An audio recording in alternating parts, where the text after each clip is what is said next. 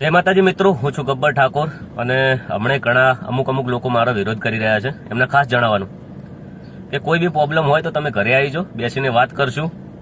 અને સમાજની માફી માંગવી છે તો 17 વખત ગબ્બર ઠાકોર માગશે. સમાજની માફી માંગવાથી હું નાના બાપનો નહીં થઈ જતો. બીજું કે જે ઘરે આવો તો પેલા એ વ્યક્તિને કહેવાનું કે એ જિંદગીમાં દારૂ ના પીતો હોય, ગુટકા ના ખાતો હોય, પછી એની જિંદગીમાં બે વફાના ગીત ઉપર ડાન્સ ના કર્યો હોય, બે વફાના ગીતો ના સાંભળતો હોય, હંમેશા માટે એ લોકગીત ને ભજન સાંભળતો હોવો જોઈએ. બીજું કે એનું કોઈ બેન દીકરી સાથે ખરાબ રીતે એનું લફડું ના હોવું જોઈએ. એ વ્યક્તિ ઘરે આવજો. બીજું કે ઘણા લોકો કહે છે કે સમાજને તમે ગેરમાર્ગે દોરી રહ્યા. ભાઈ, સમાજની બધી મિટિંગો હતી એ જગ્યાએ બધી જગ્યાએ અમારી હાજરી હોય છે. કોઈ સારું સમાજનું સારું કાર્ય હોય તો એ જગ્યાએ અમે હોય છીએ. ઘણા બધા મારા સમાજના સારા ગીતો છે. ભણ્યા વગર કોઈ નથી. એ ટાઈમે કોઈ મને ફોન નહીં કર્યો કે તમે સારું ગીત બનાવ્યું છે, કોઈ એવોર્ડ નહીં આલ્યો, કોઈ જગ્યાએ તમે બોલાવીને મારું સન્માન નથી કર્યું. બરાબર, કશું વાંધો નહીં. તો ગીત ઉતારવું છે તો આપણે ઉતાર દઈશું. 17 વખત માફી માંગવી છે તો માગશું, પણ હરુભરું આવવાને તમે કોમેન્ટ લખો છો ખરાબ. બરાબર, તો કોમેન્ટ લખો, તમે બીજાને કહો છો કે તમારા સંસ્કાર આવા, તો તમે કોમેન્ટ ખુદ ખરાબ લખી રહ્યા છો. તો તમારા સંસ્કાર કેવા છે?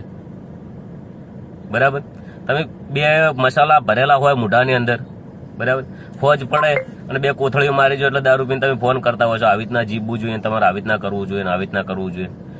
અમુક લોકો કહેતા હોય છે કે કલાકારોને બહુ મોઢે ચડાયા છે, તમારે અમને પ્રોગ્રામમાં તાલો સુધરી જાય. ભાઈ, 1.5-2 વર્ષથી કોરોના છે, બધું બંધ છે.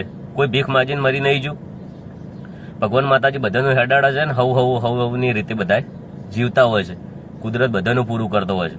બરાબર, તો જે આવે એ ઘેર આવી જાઓ, કશું વધુ નહીં. બધા ગીતો ઉતારવા હશે તો ઉતાર દઈશું. સમાજની માફી માંગવી છે તો માગી લઈશું. ગીતો ગાવાના બંધ કરવા છે હંમેશા માટે તો બી કરી નાખશું. સમાજ માટે અમે બધું કરવા તૈયાર છીએ. બરાબર, જે ગીત ચાલી રહ્યું છે એનો વિરોધ ચાલી રહ્યો છે, કશું વધુ નહીં.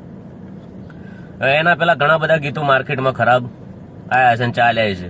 બરાબર, બીજું કે એ ગીત અમે પ્રોગ્રામમાં ગાયેલું છે અને પાર્ટી પ્રોગ્રામ કરાયો હતો. લાખ રૂપિયા ખર્ચીને પાર્ટી પ્રોગ્રામ કરતી હોય અને ફરમાઈશ આલી તો ગીત અમે ગાયું.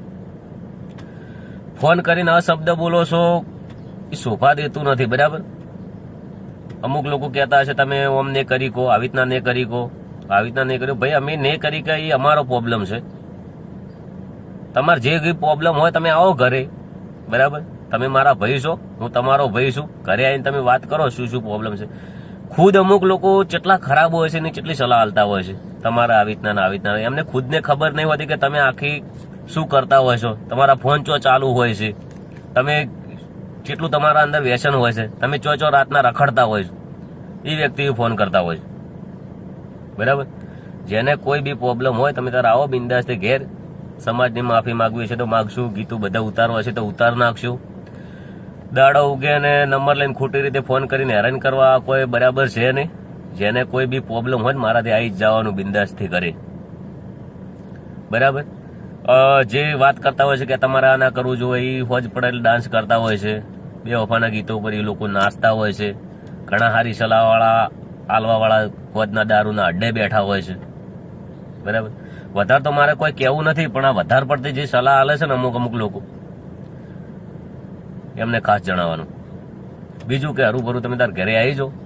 ઘણા બધા ગીતો મેં ગાયા છે. બરાબર, ભાઈઓ મારા ભેળા બેહે તો લાગે જબરા. ઘણા બધા ગીતો હારાય છે નહીં અમને. તો એ વખત તો કોઈ કીધું નહીં કે આવી રીતના. અને આ ગીત પ્રોગ્રામમાં ગાયેલું છે. બરાબર, જય માતાજી, જય હિન્દ.